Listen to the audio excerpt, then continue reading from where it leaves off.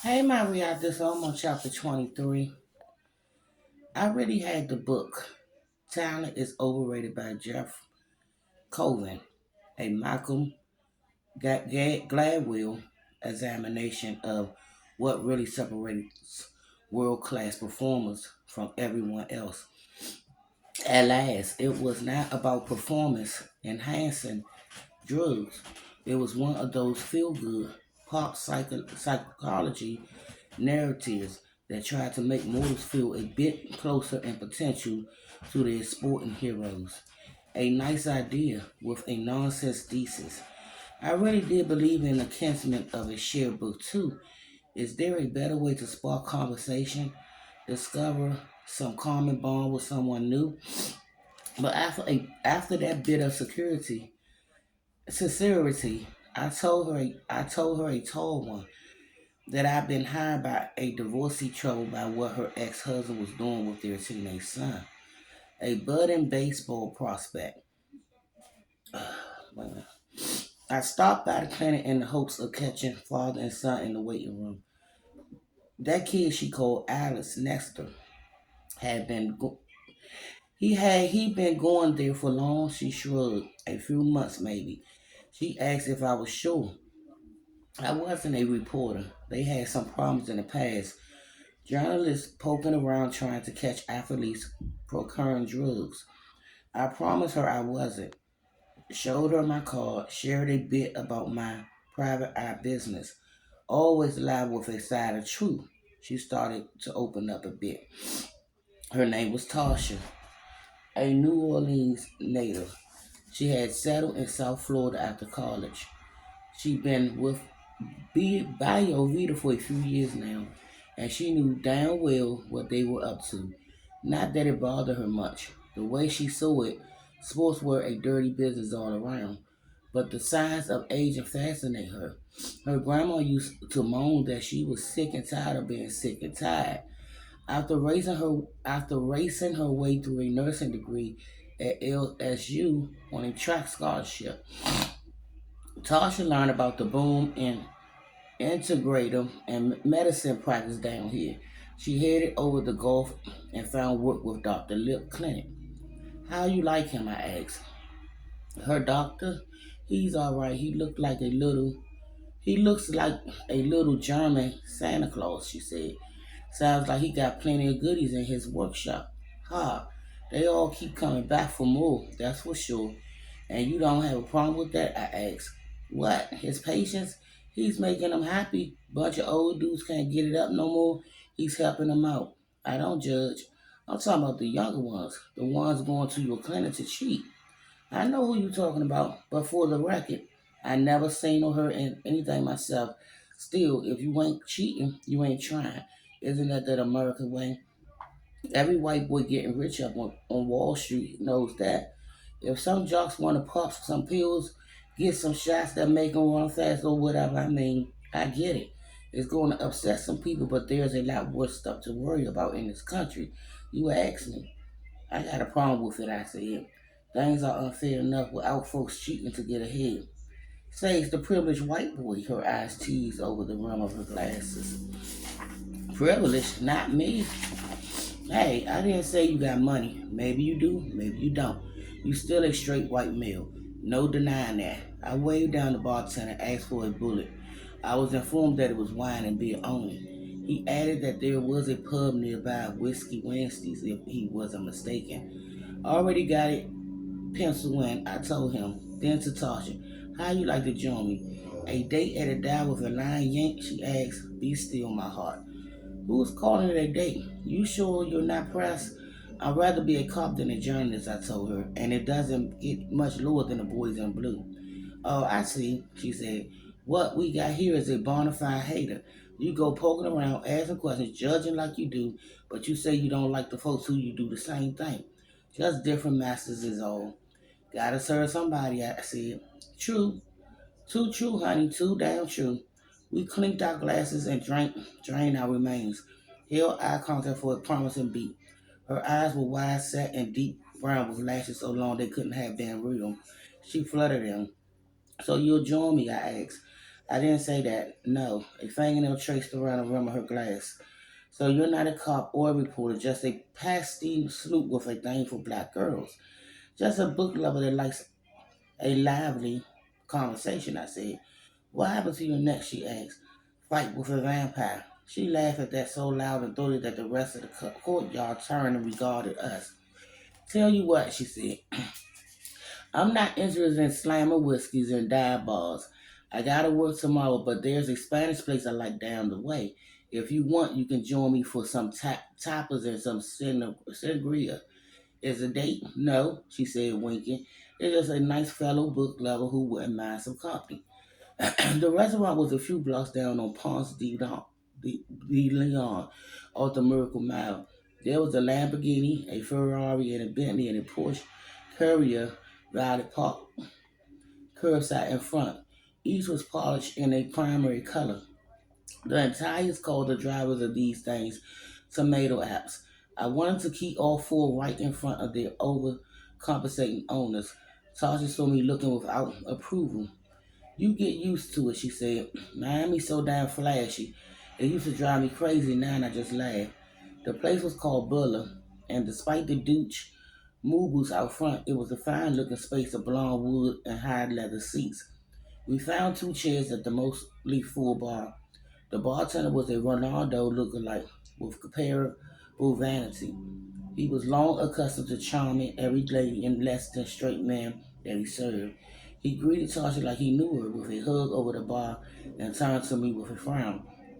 Carlo, this is my friend, she said. He calls himself Duck. Quack quack, he said. Then to her, picture of white sangria. Sounds delicious. Thanks, hon. She turned to me.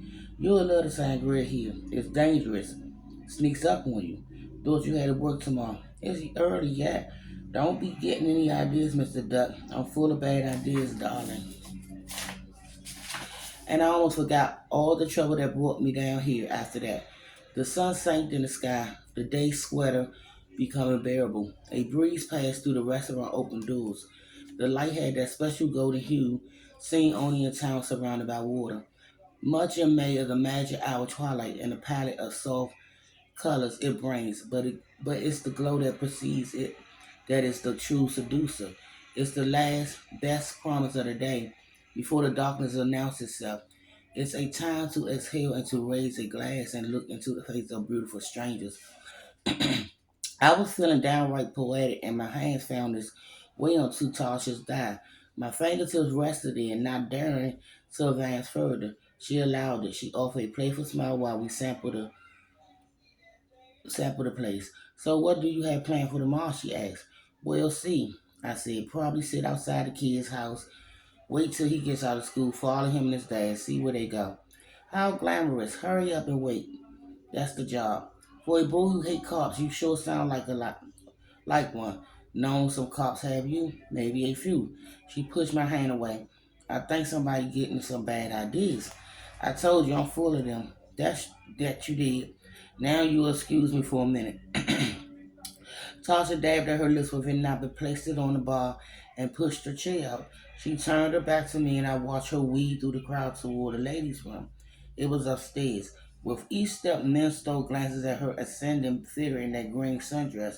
I liked her, and more than that Gideon, I might get laid sort of way. She had a clear-eyed bluntness mixed with manners that could be so charming in many southern women. I sipped at my sangria, wondered what Tasha would think of the Chateau Blue Hotel, and if I had any chance to lure her back there. But when she returned, it was with a serious expression. The mood had changed. Listen, she said, climbing back next to me. I was thinking about what you were up to. For the mother of that kid, I don't want to get the boy in trouble. It's not my place. It could mess with my job. Not to worry, I didn't hear anything from you. Yeah, sure you didn't. You've been pumping a source all night, haven't you? That comes later, I said. She slapped my arm. Keep dreaming, big boy, she said. Can you tell me more about Dr. Lip? I asked. What you want to know? What's he like? Where he's from? I'm curious how doctors crosses to the dark side. Seems to me he doesn't think much of the Hippocratic oath. You make it seem so sinister. It's not. I told you.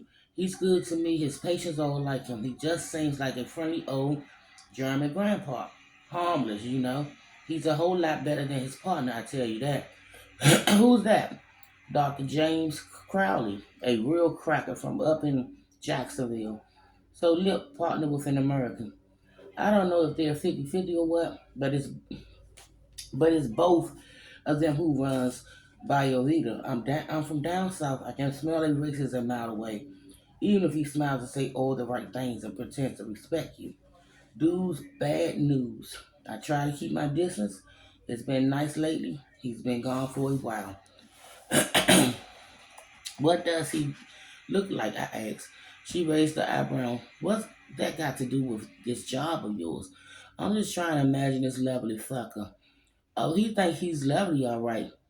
She said, probably treating himself to his own medicine. Always running crazy fits. Tall, too damn skinny, if you ask me. But he likes the mirror, that's for sure. Oh, and we started to notice Crowley only likes treating the white boys. Dr. Lip, he doesn't care. He treats anyone. But his partner, his client, looks like a Trump rally. You believe that? The damn man by Oliver's side, his henchman races numbering tattoos on his knuckle. Yeah, I could believe it. What you thinking about? She asked. You got a funny look. I tried to slow my thoughts as they flooded forth. Victor Wingate gets on the story of Carl Kruger, the abuse he and so many others endured back in East Germany at the hands of men like Dr. Lip. He followed the story down to Miami, to the BioVenit clinic. He thinks Lips is the story. He's not expecting to find a neo-Nazi American business partner. Both doctors shun attention. They're concerned about Wingate intrusion, the threat he brings, their client list. If they hear about it, it will be even more concerned. Crowley, the more aggressive and younger of the two, demands they do something about it. Lip, an old communist, knows a few things about staying up under the radar. Then a writer turns up dead at the bottom of the waterfall.